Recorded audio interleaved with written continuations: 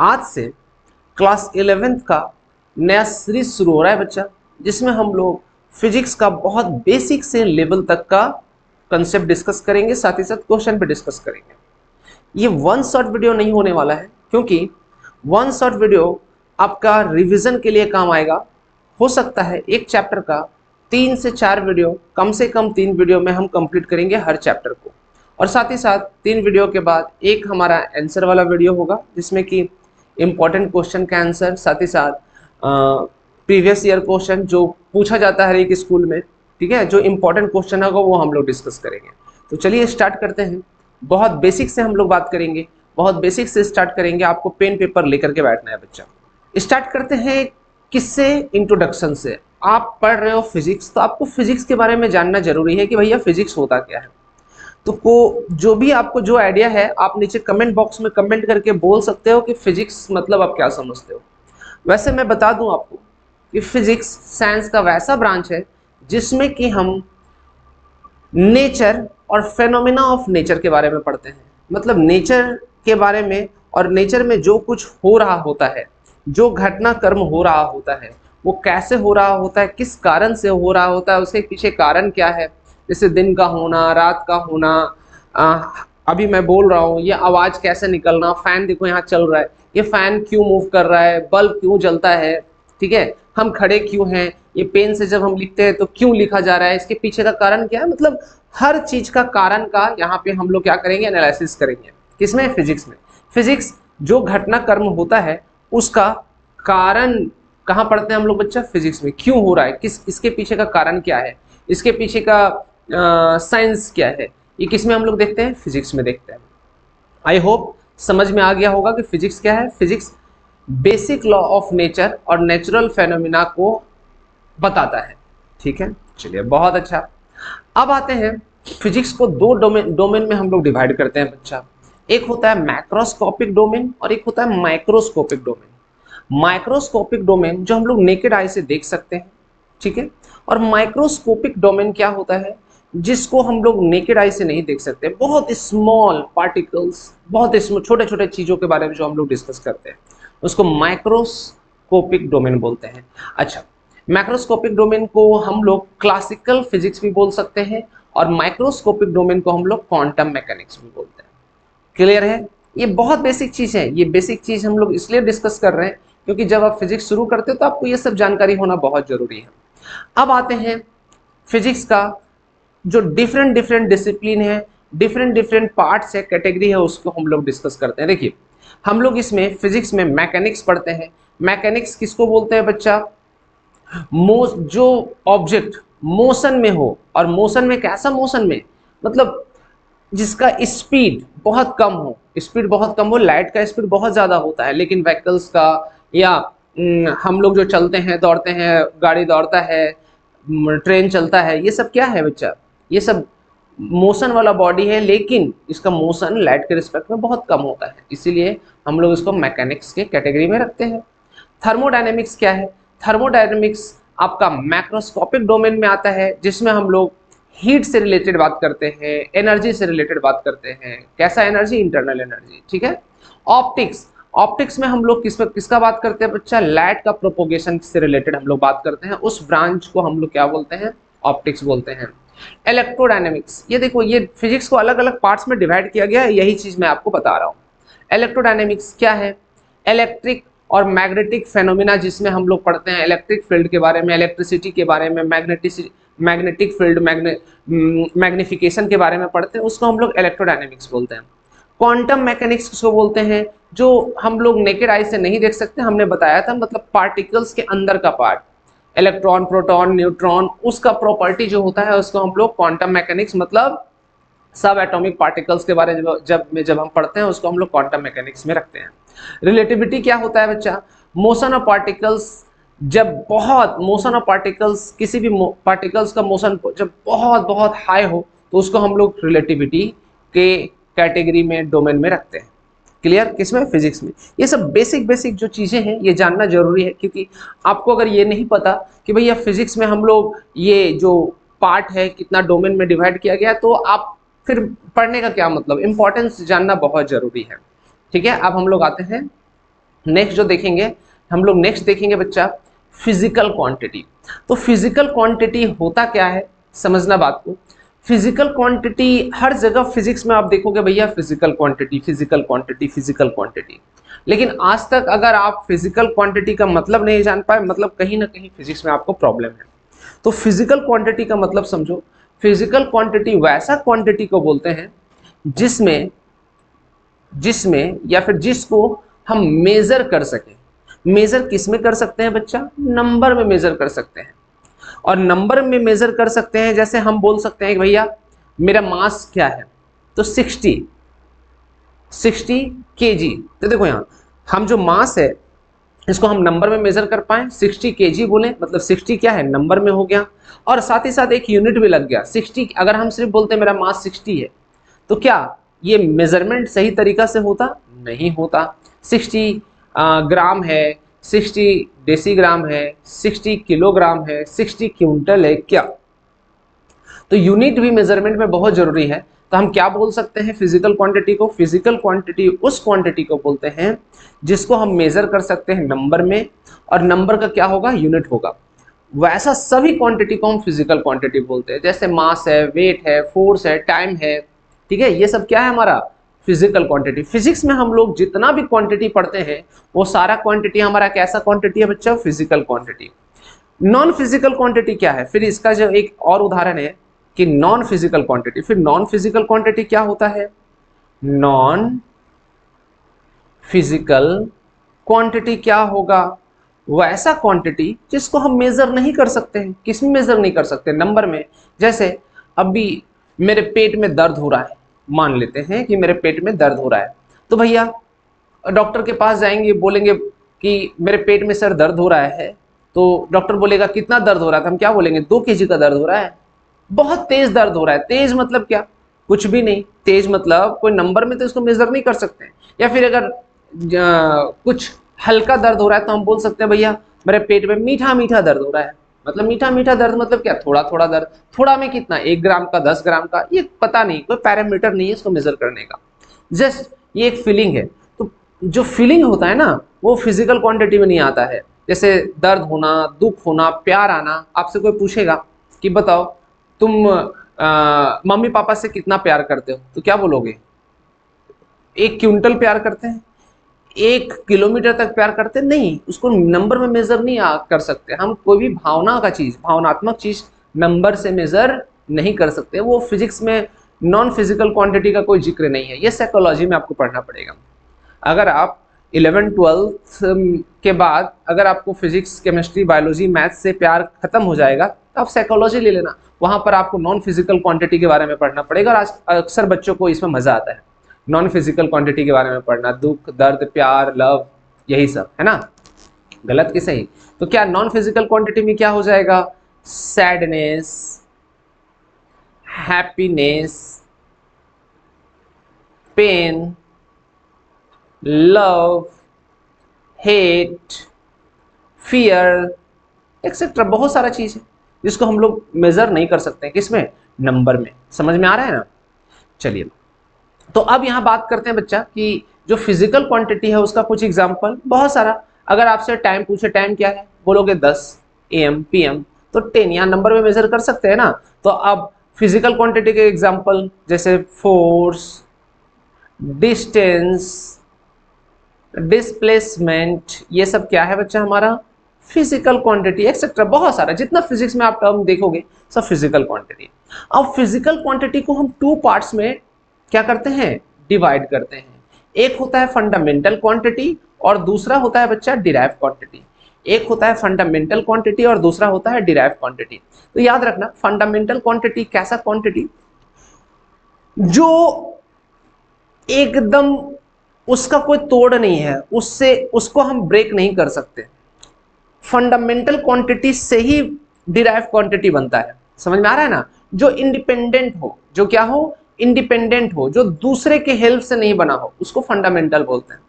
समझ में आ रहा है ना। जैसे आप बोलोगे कि भैया हमारा जो बॉडी है उसका फंडामेंटल यूनिट क्या है, तो भैया सेल है। समझ आ रहा है ना। उसी तरीका से फंडामेंटल क्वांटिटी जो इंडिपेंडेंट हो, जो दूसरे पर डिपेंड ना हो वो फंडामेंटल क्वांटिटीज है। तो फंडामेंटल क्वांटिटीज में हम टोटल, इसमें जो फंडामेंटल क्वांटिटी है इसमें टोटल 7 क्वांटिटी है बच्चा। कितना क्वांटिटी? 7 क्वांटिटी। कौन कौन सा 7 क्वांटिटी है देख लेते हैं। फंडामेंटल क्वांटिटीज में टोटल 7 क्वांटिटी आता है। पहला होता है मास, उसके बाद होता है लेंथ, उसके बाद होता है टाइम, उसके बाद होता है इलेक्ट्रिक करंट, समझना बात को, इलेक्ट्रिक करंट, उसके बाद होता है टेम्परेचर, उसके बाद होता है अमाउंट ऑफ सब्सटेंस, और उसके बाद होता है लुमिनियस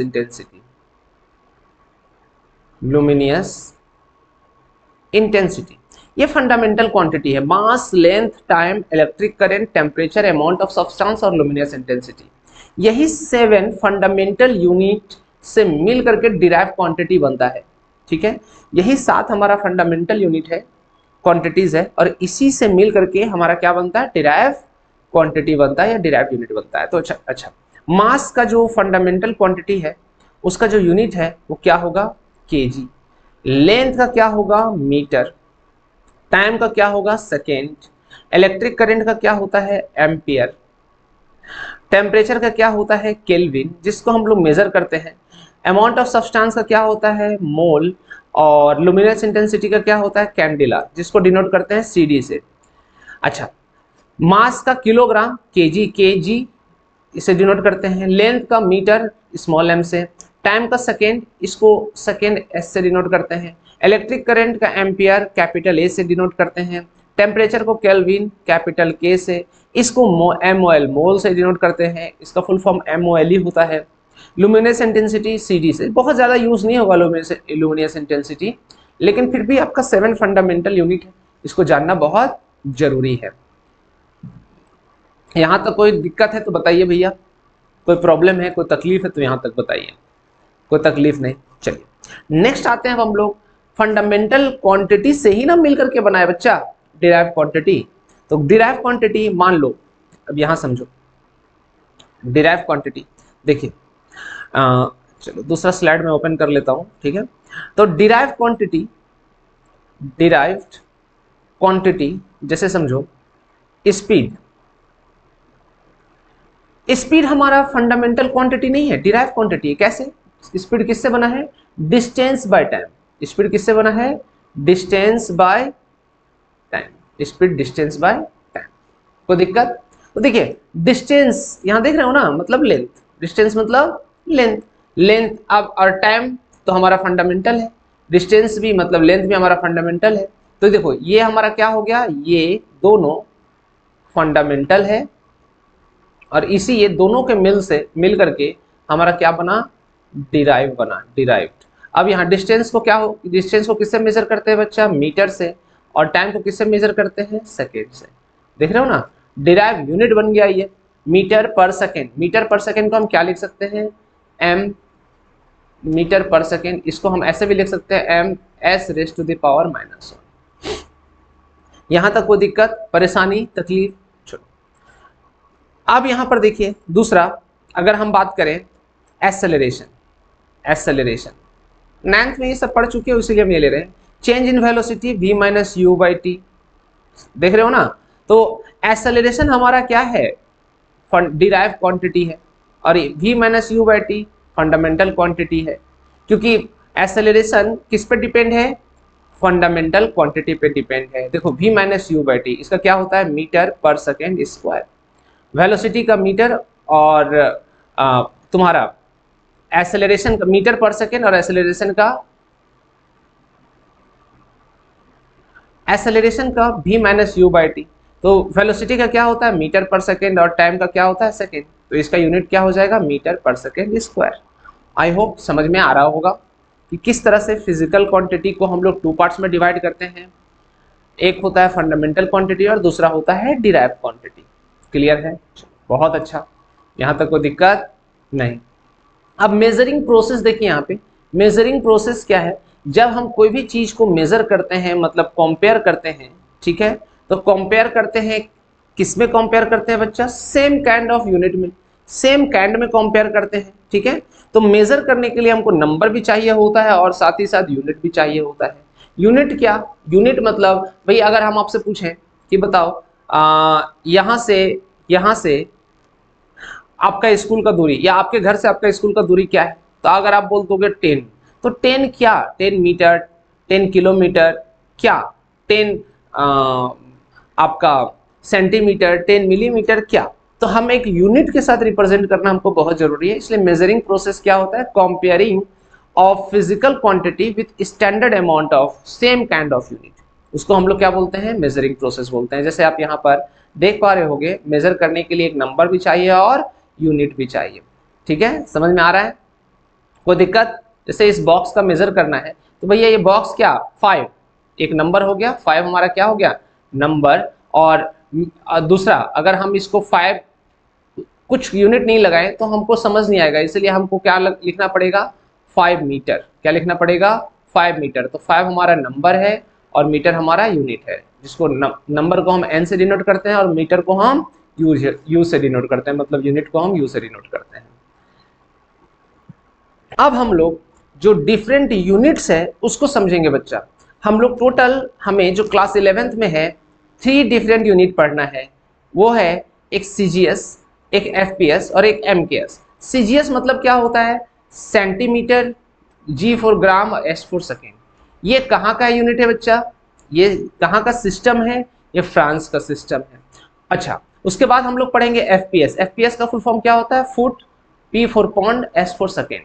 और उसके बाद फ्रांस का, फिर से बाद में जब थोड़ा प्रॉब्लम होने लगा, ब्रिटिश फ्रांस में प्रॉब्लम होने लगा, इंटरनेशनली थोड़ा सा प्रॉब्लम क्या आ गया कि एक्सेप्ट नहीं किया गया, तो एक और फ्रांस ने सिस्टम ऑफ यूनिट को क्या किया है, यहाँ पर लेके आया, जिसको हम लोग एमकेएस बोलते हैं। एमकेएस मतलब एम फॉर मीटर, के फॉर किलोग्राम और एस फॉर सेकेंड, ठीक है। तो यहाँ देखो, ये तीनों को हम लोग बारी बारी से समझेंगे। CGS centimetre gram second, FPS foot pound second, MKS metre kilogram second. और जब यहाँ पे ये तीनों जो सिस्टम ऑफ यूनिट है, उसके बाद लास्ट में लेटेस्ट एक क्या हुआ कि जितना भी और कंट्री है सब मिल करके एक ऐसा सिस्टम ऑफ यूनिट बनाया जो कि इंटरनेशनली एक्सेप्टेड है। अगर आप कहीं देखो, ऐसा समझो कि आप केक लाने जाओ तो अभी भी वहां पे बोला जाता है भैया 1 पौंड का दे कि 2 पौंड का दे, देख रहे ना? पौंड ब्रिटिश का है, ठीक है। अब जो ब्रिटिश से नफरत करता है भैया बोलेगा अगर नहीं कि हमको पौंड में नहीं चाहिए, हमको केजी में चाहिए। तो लास्ट में जो फ्रांस ने एक डेवलप किया था एमकेएस सिस्टम, उसी को अपग्रेड करके यहाँ एक SI system international D units, इसको याद मत रखो, इंटरनेशनल सिस्टम ऑफ यूनिट याद रखो, international system of unit. SI का मतलब होता है इंटरनेशनल सिस्टम ऑफ यूनिट।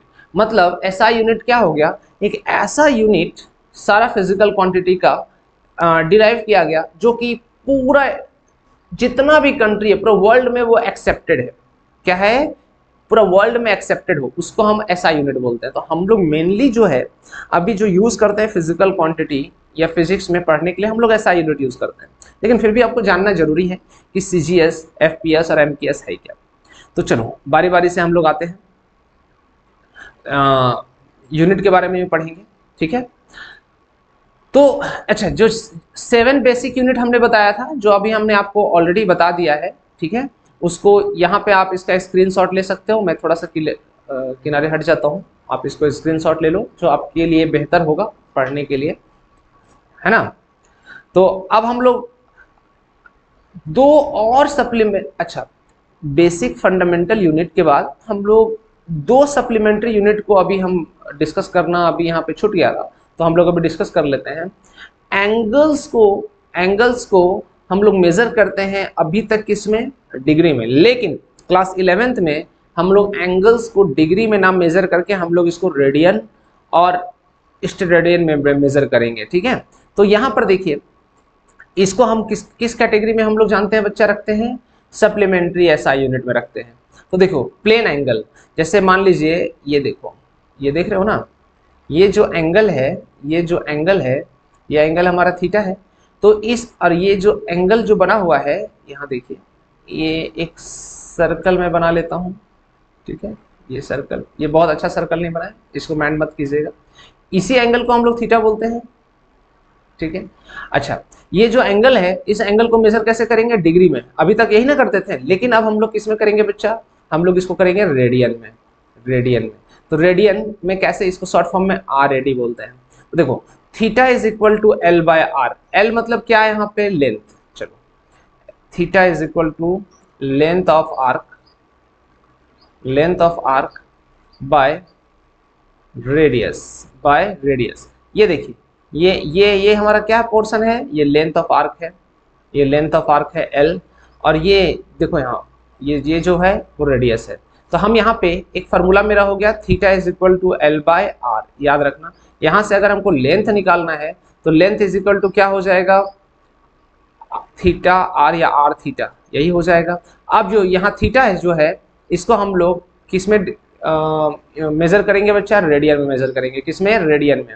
अब यहाँ पर देखो, solid angle, same way, solid angle, solid angle जब हमारा, ये तो प्लेन एंगल के लिए यूज होता है, किसमें यूज होता है? ये प्लेन एंगल के लिए। लेकिन सॉलिड एंगल के लिए हमारा क्या होता है बच्चा? सॉलिड एंगल के लिए, सॉलिड एंगल के लिए होता है, यहाँ पर देखिए, सॉलिड एंगल के लिए होता है area by R square. Solid angle के लिए क्या होता है? Area by R square. और इसका जो हमारा यूनिट होता है, स्टेरेडियन होता है। क्या होता है? स्टेरेडियन, ठीक है।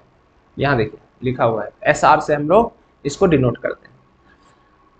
कोई दिक्कत है, परेशानी है? अभी हमने आपको बताया था कि हम कैसे डिराइव यूनिट्स को फाइंड आउट करते हैं। Speed is equal to distance by time. अब डिस्टेंस का यूनिट क्या है? मीटर है, और टाइम का यूनिट क्या है? सेकेंड है। तब ना हमारा मीटर पर सेकेंड आया यहाँ पे। अब यहाँ देखो, मीटर हमारा फंडामेंटल यूनिट है, सेकेंड हमारा फंडामेंटल यूनिट है, और जो हमारा यहाँ पे डिराइव यूनिट आया मीटर पर सेकेंड, वो किसके हेल्प से आया? फंडामेंटल यूनिट से। क्लियर है? यहाँ तक कोई दिक्कत, परेशानी, तकलीफ नहीं होगा। तो आपके दिमाग में आएगा कि भैया एसआई सिस्टम ही क्यों एक्सेप्टेड है? क्योंकि ये इंटरनेशनली एक्सेप्टेड यूनिट है।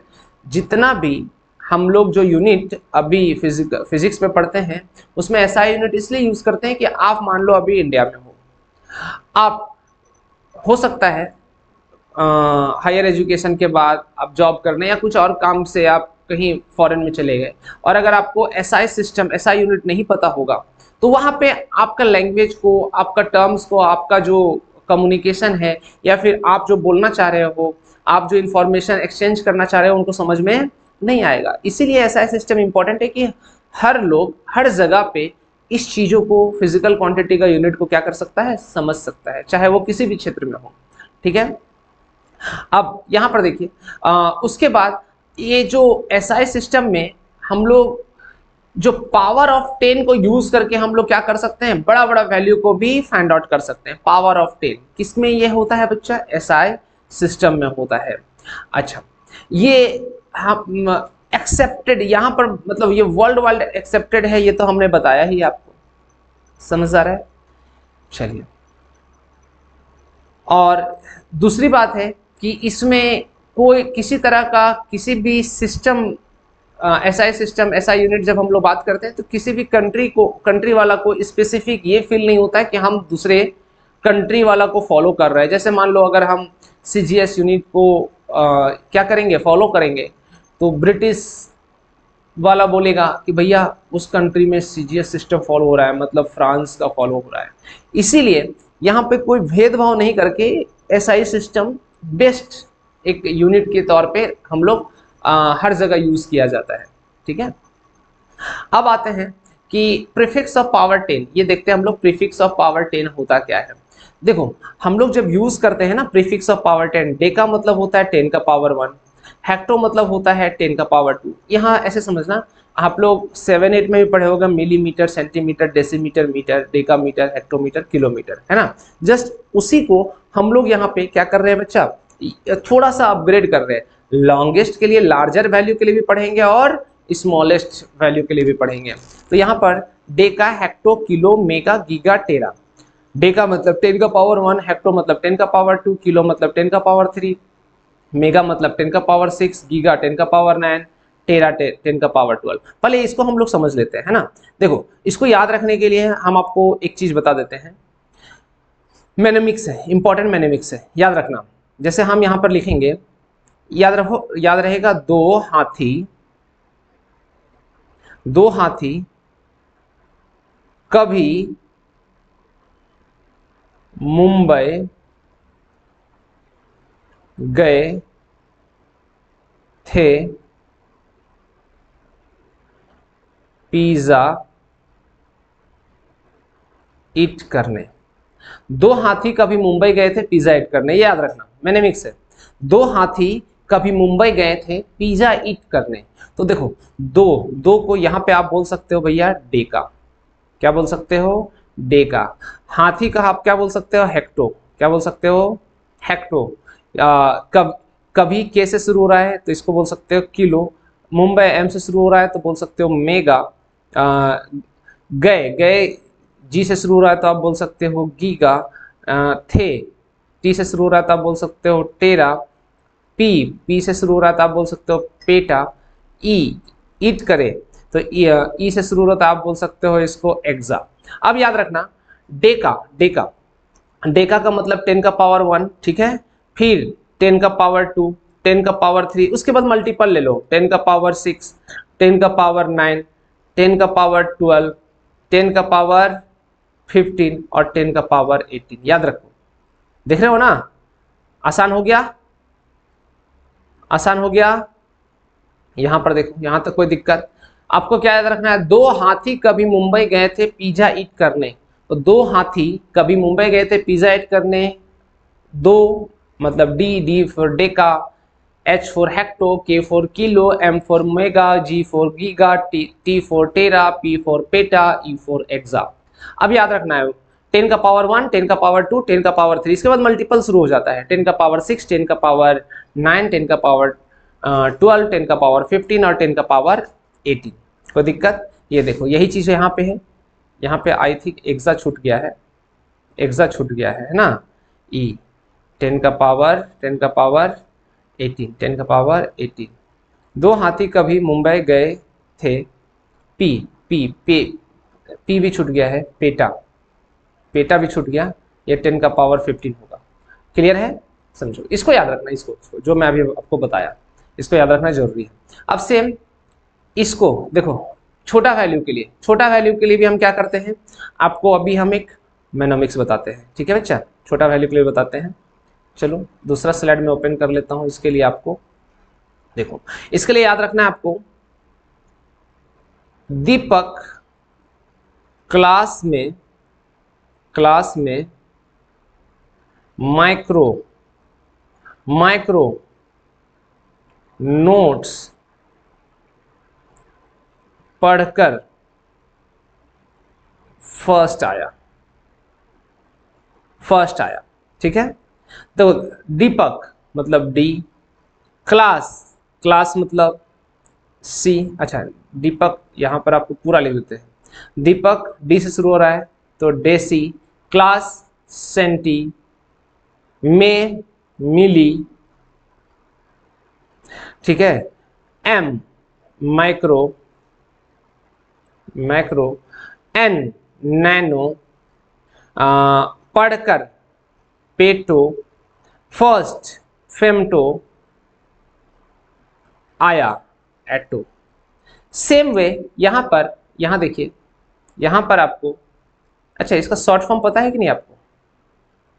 शॉर्ट फॉर्म नहीं पता? चलो यहां पर देखिए, मैं बता रहा हूं। 10 का पावर -1, फिर इसमें भी 10 का पावर -2, 10 का पावर -3। इसके बाद आपको क्या करना है बच्चा? 3 का मल्टीपल में 10 का पावर -6, 10 का पावर -9, 10 का पावर -12, 10 का पावर -15 और 10 का पावर -18। ये रख देना है। ये जो बहुत इंपॉर्टेंट है, ये जो आप लॉन्गेस्ट के लिए याद रखो या ना रखो, लेकिन स्मॉलेस्ट स्केलिंग डाउन के लिए आपको बहुत इंपॉर्टेंट है। इसके लिए क्या हमने बोला, आपको याद रखना है, दीपक क्लास में मैक्रो नोट्स पढ़कर फर्स्ट आया। तो दीपक जो है मतलब डेसी को हम डी से डिनोट करते हैं, सेंटी को सी से, मिली को एम से, माइक्रो को म्यू से, नैनो को एन से, पेटो को पी से, फेम्टो को एफ से, एटो को ए से। ठीक है ना। अब ये आप दोनों जो है स्केलिंग अप स्केलिंग डाउन के लिए जो हमने आपको ट्रिक्स बताया है इसको याद रखो। ये अगर ऐसे भी आपको याद है तो बहुत अच्छी बात है। समझ आ रहा है ना। अब आते हैं हम लोग कुछ इंपॉर्टेंट और यूनिट पे जो कि आपको याद रखना जरूरी है। यहाँ देखिए फर्मी, फर्मी मतलब फेम्टोमीटर। फेम्टोमीटर अभी हमने बताया था ना आपको, फेम्टो बताया था हमने। चलो बहुत अच्छा, फेम्टो हमने आपको बताया था। तो फेम्टो को क्या होता है बच्चा, 10 का पावर -15, 10 का पावर -15। अच्छा, ये जो 10 का पावर 15 हुआ है ये किसको यूज करने के लिए हम लोग इसको मतलब किसको मेजर करने के लिए यूज करते हैं, ये measuring for nuclear sizes, nuclear size को मेजर करने के लिए हम लोग फेम्टोमीटर को यूज करते हैं। क्लियर है। जैसे आपको ये चीज याद रखो, प्रोटॉन का जो रेडियस है 1.2 फर्मी होता है। प्रोटॉन का रेडियस कितना होता है, 1.2 फर्मी होता है। और आपको पता है कि जो फेम्टोमीटर है उसका वैल्यू क्या होता है, 10 का पावर -15। अभी हमने आपको बताया था। एमएस्ट्रॉन्ग ये देखिए 10 का power -10 metre, 1 angstrom is equal to 10 का पावर -10। ये किसके लिए यूज होता है, express the wavelength of light, light का वेवलेंथ को मेजर करने के लिए हम लोग यूज करते हैं किसका, एंगस्ट्रॉम का। ठीक है, एंगस्ट्रॉम का। नैनोमीटर ये भी लाइट का वेवलेंथ के लिए यूज करते हैं। इसका वैल्यू क्या होता है, 10 का पावर -9 मीटर। ये देखो चारों जो हमने यहाँ लिखा है ना बहुत इंपॉर्टेंट है इसलिए। अच्छा, एक मैक्रोमीटर मतलब मैक्रोन मतलब क्या होता है बच्चा, 10 का पावर -6 मीटर। याद रखना ये बहुत इंपॉर्टेंट चीज है ना, ये मिस नहीं करना है आपको। कोई दिक्कत। अब आते हैं थोड़ा सा कुछ प्रैक्टिकल यूनिट पे जो कि अक्सर ये पूछा जाता है। लाइट ईयर, लाइट ईयर किसके लिए हम लोग यूज करते हैं, ये डिस्टेंस के लिए यूज करते हैं। लाइट ईयर किसके लिए यूज करते हैं, डिस्टेंस के लिए यूज करते हैं। अच्छा, 1 लाइट ईयर में कितना हमारा डिस्टेंस है बच्चा, 1 लाइट ईयर में हमारा होता है 9.46 इंटू 10 का पावर 15 मीटर, 9.46 इंटू 10 का पावर 15 मीटर। इसको स्टार्स का डिस्टेंस मेजर करने के लिए हम लोग लाइट ईयर को यूज करते हैं। ठीक है, स्टार्स का डिस्टेंस फाइंड करने के लिए जो हमारा नियर बाय स्टार है। एस्ट्रोनॉमिकल यूनिट, देखो ये एस्ट्रोनॉमिकल यूनिट क्या होता है, ये मीन डिस्टेंस, अर्थ का और सन का जो मीन एवरेज डिस्टेंस है उसको फाइंड करने के लिए हम लोग एस्ट्रोनॉमिकल यूनिट को यूज करते हैं। इसका वैल्यू कितना होता है, 1.5 इंटू 10 का पावर 11 मीटर। ठीक है। अब आते हैं पारसेक पैरालैटिक सेकेंड जिसको हम लोग बोलते हैं। ये लार्जेस्ट यूनिट ऑफ डिस्टेंस है बच्चा। ये क्या है, लार्जेस्ट यूनिट ऑफ डिस्टेंस है, जो कि हम लोग इसको 1 पारसेक में 3.08 इंटू 10 का पावर 16 मीटर है। कितना होता है 1 पारसेक में, 3.08 इंटू 10 का पावर 16 मीटर। मतलब क्या, 1 पारसेक में आप ये भी बोल सकते हो कि 1 parsec is equal to 3.26 light year. देख लो कितना लॉन्ग डिस्टेंस के लिए हम लोग इसको यूज करते हैं पारसेक। तो ये फिजिक्स का ब्यूटी है। अगर ये सब चीज आप नहीं समझोगे, ये सब मिस कर जाओगे तो बहुत प्रॉब्लम हो जाएगा। इसीलिए हम क्या करते हैं, सबसे पहले बेसिक पे फोकस करते हैं। इसमें बहुत चीज आपको याद रखना पड़ेगा। आप क्या करोगे, जब आप पढ़ने बैठोगे तो आप छोटा सा चिट में आप अपना यहाँ पे पेस्ट कर सकते हो। ठीक है, आप वॉल में जहाँ पे पढ़ते हो वहाँ पेस्ट कर सकते हो। तो यहाँ देखिए ये आप वही हमने बोला चीट शीट है ये, जो आप इसको चीट कर मतलब चीट बना करके वो एग्जाम में नहीं, यहाँ पे दीवार पे पेस्ट करना है। 1 किलो पर मीटर क्यूब मतलब कितना होता है 1 न्यूटन। ये बहुत इंपॉर्टेंट है। 1 newton is equal to 10 to the power 5 dyne होता है। डाइन क्या है, ये सीजीएस यूनिट है। किसका सीजीएस यूनिट है, ये सीजीएस यूनिट है बच्चा फोर्स का। ठीक है, 1 AMU एटॉमिक मास यूनिट में 1.66 इंटू 10 का पावर -27 kg होता है। 1 एस्ट्रोनॉमिकल यूनिट में कितना होता है 1.496 इंटू 10 का पावर 11 मीटर होता है। 1 लाइट ईयर में 9.46 इंटू 10 का पावर 15 मीटर। 1 पारसेक में आप देखो 3.08 इंटू 10 का पावर 16 मीटर। 1 एंगस्ट्रॉम इज इक्वल टू 10 का पावर -10 मीटर मतलब 0.1 नैनोमीटर। कोई दिक्कत है, यहाँ तक परेशानी है, तकलीफ है नहीं? चलिए बहुत अच्छा। इसी तरह ये आज का वीडियो हम लोग यहीं एंड करते हैं। नेक्स्ट वीडियो में हम डायमेंशन को लेकर के आएंगे। ये बेसिक वीडियो था आपका यूनिट एंड मेजरमेंट का, यूनिट एंड डायमेंशन का। और इसके बाद पार्ट 2 वीडियो में हम लेकर के आएंगे डायमेंशन का डिटेल एनालिसिस करेंगे, ऑपरेशन करेंगे। और थर्ड वीडियो में होगा सिग्निफिकेंट फिगर का बारे में। 3 वीडियो में पहला चैप्टर कंप्लीट हो जाएगा। फर्स्ट चैप्टर बहुत इंपॉर्टेंट चैप्टर होता है कंसेप्ट पॉइंट ऑफ व्यू से भी, और फर्स्ट चैप्टर के बिना पूरा फिजिक्स अधूरा है, इसलिए आप इसको बहुत ध्यान से नोट्स बनाते हुए देखो। और इसका नोट्स भी चाहिए तो आप हमारा टेलीग्राम चैनल भी फॉलो कर लेना, डिस्क्रिप्शन बॉक्स में लिंक मिल जाएगा। आज के लिए इतना ही, फिर मिलते हैं। Thank you, bye bye, take care. Channel को लाइक और सब्सक्राइब जरूर कर देना बच्चा।